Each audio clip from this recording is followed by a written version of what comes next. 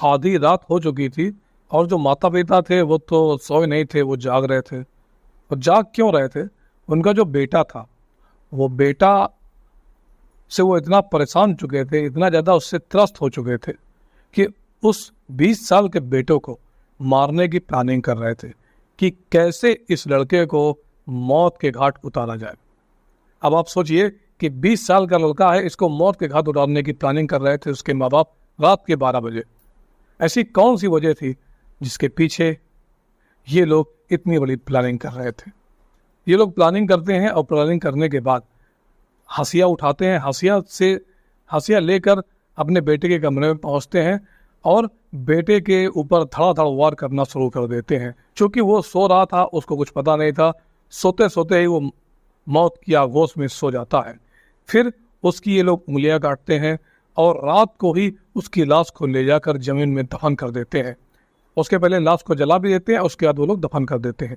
लेकिन यहाँ पर सवाल ये पैदा होता है कि उसके माँ बाप ने, जो उनका एक लौता बेटा था, ऐसा क्यों किया? ये जो बेटा जब पैदा हुआ था तो पूरे गांव में लड्डू बांटे गए थे, लेकिन आज जब वो 20 साल का हो गया, जवान हो गया है, तो उसके माता पिता ने खुद उसको मौत के घाट क्यों उतार दिया? आखिर क्या वजह थी?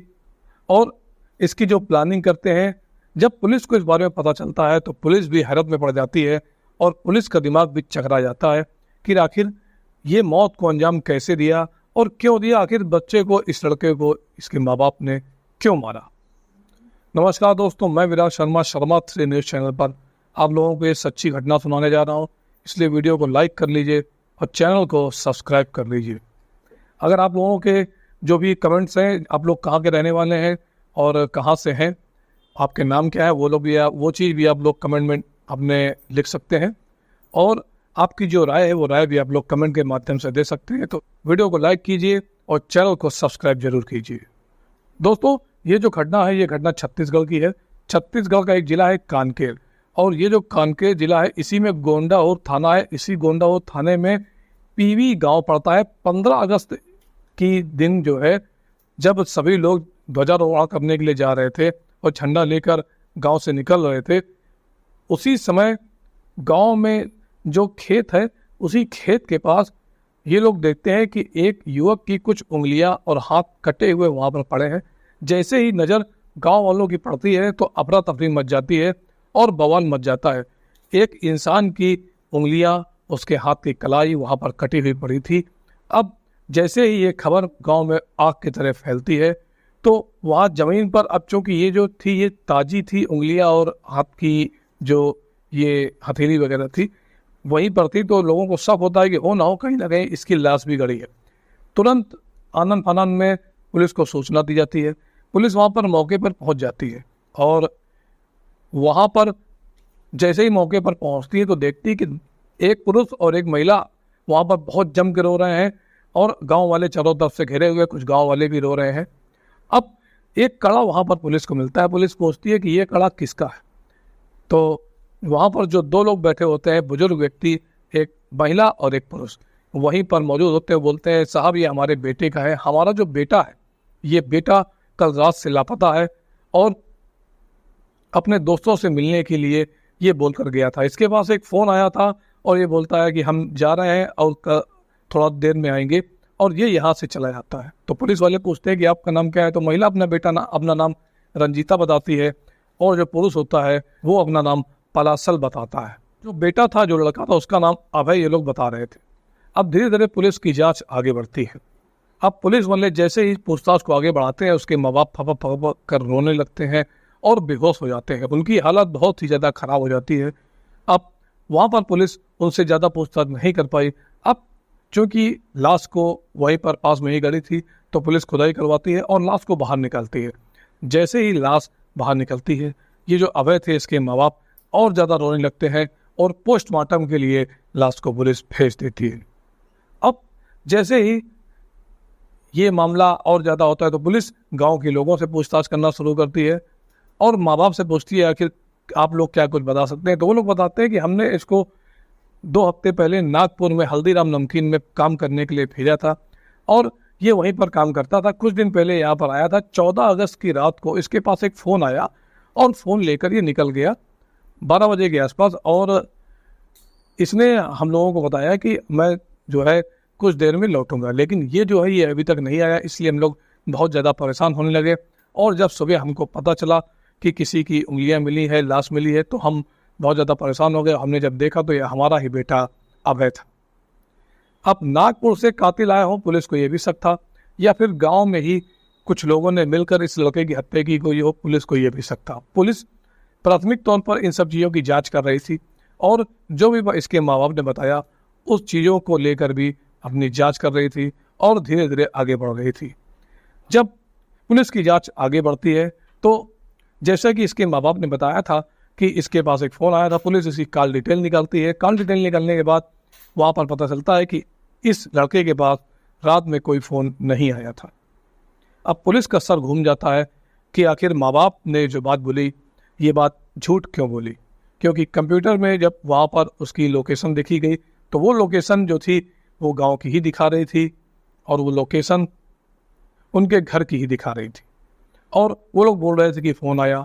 अब फ़ोन वो हो सकता है रात में घर पर छोड़ के चला गया हो, या फिर ये भी हो सकता है कि वो फ़ोन अपने साथ में लेकर गया हो, कुछ भी बातें हो सकती हैं। लेकिन फ़ोन की जो डिटेल थी कि फ़ोन आया है, वो फ़ोन की डिटेल उस पर नहीं थी। अब पुलिस इसके माँ बाप को ले जाकर घर में तलाशी लेती है और घर में जब पुलिस तलाशी लेती है, तलाशी लेने के बाद वहाँ पर खून के धब्बे इन लोगों को मिलते हैं। जैसे ही पुलिस को खून के धब्बे मिलते हैं, फौरन पुलिस माँ बाप को गिरफ्तार कर लेती है। जैसे ही पुलिस गिरफ्तार करती है तो माँ बाप पहले तो झूठ बोलते हैं कि नहीं हमको नहीं पता कि बेटा कहाँ है, लेकिन जब पुलिस सख्ती से पेश आती है तो माँ बाप टूट जाते हैं और बोलते हैं कि हाँ हम ही ने अपने बेटे की हत्या की है। और जैसे ही पुलिस के सामने वो लोग ये बात को कबूलते हैं तो पुलिस के पैरों तले जमीन खसक जाती है और पुलिस पूछते हैं कि आप लोगों ने ऐसा क्यों किया। तो उसके माँ बाप जो है वो पूरी कहानी बताना शुरू से शुरू करते हैं।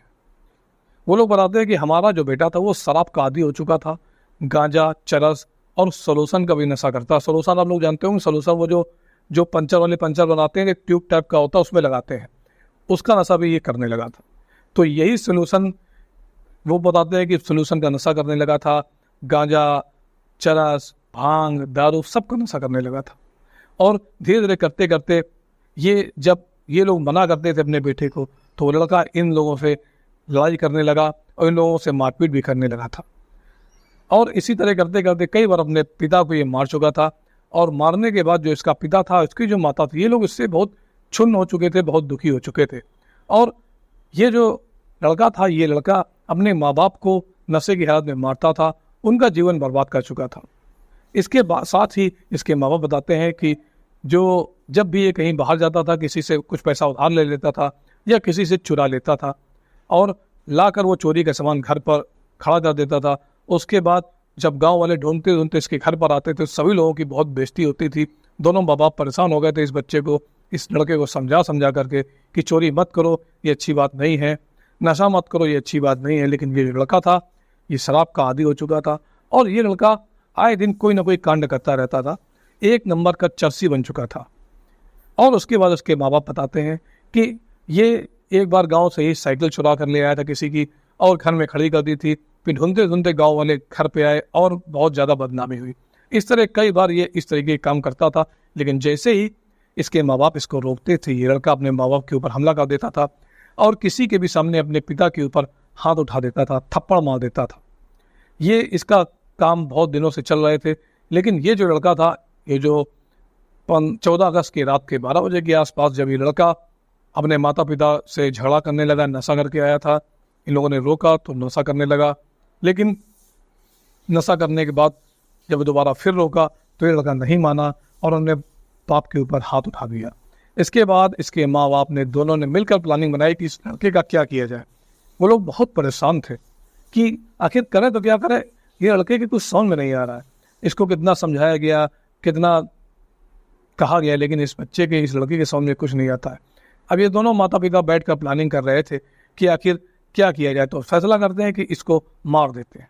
तो जैसे ही 12:30 बजे के आसपास का समय हुआ, इन लोगों ने हंसिया उठाकर सोते हुए ही इस लड़के के ऊपर हमला कर दिया और इसकी वहीं सोते सोते ही इसको मौत की नींद सुला दिया। इसके ऊपर ताबड़तोड़ हमले किए जब ये मर जाता है तो इसको दोनों लोग वहाँ से उठाते हैं।